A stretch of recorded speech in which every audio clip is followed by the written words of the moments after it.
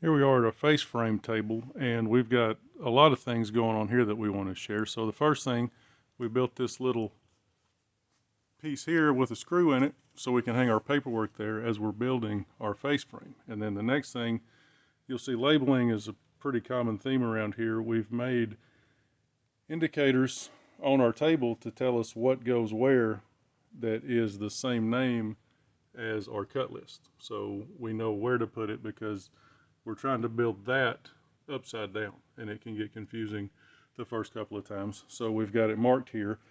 The next thing we'll see here, we've got our cylinders. These are individually actuated.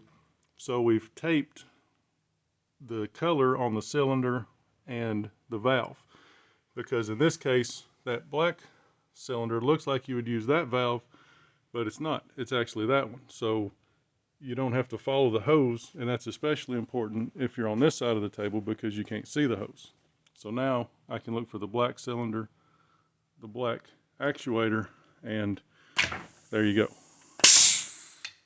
The next thing you'll notice here is we've got labels for our long pieces. So our long pieces, long face frames, get put together this way on the table, and so we've got labels here for where our pieces are, again labeled with our cut list so we know what's what. Then one of the things I like the most about this, we've got, when we're building a face frame, sorry it's hard to do this one-handed, we've got our spacers here magnetized to our arm. So that's our standard spacer for that.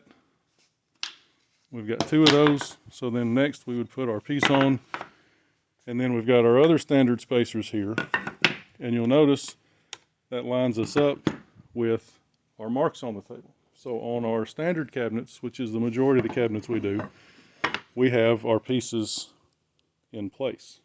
And then for the next one, if this was long enough, it would just be flush on the corner. Another great improvement we've got here, I'm gonna make a mess.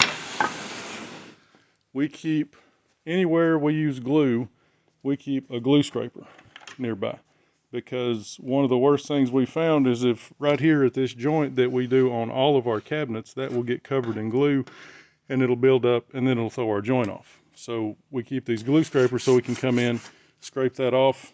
It's right here when we need it every time. We also have magnets on our drill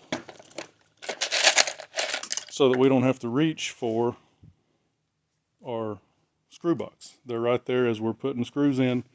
We can just grab them off the top of our drill and everything is right there. Another great improvement on this table is this fast cap glue nip. And what that is a silicone cap. Instead of using the bottle cap that comes with it, you replace it with this. And you can use this silicone tip to spread out the glue on the end of a face frame rail. So if this was where I needed to apply glue, I can squeeze the glue and then I can actually spread it out with that. Once it dries, which it has here, you can just flick it off with your finger, and now you have a clean tip that you can use to glue the next time. So shout out to FastCap there. That's a great product. If you do any gluing and glue spreading, I would recommend that.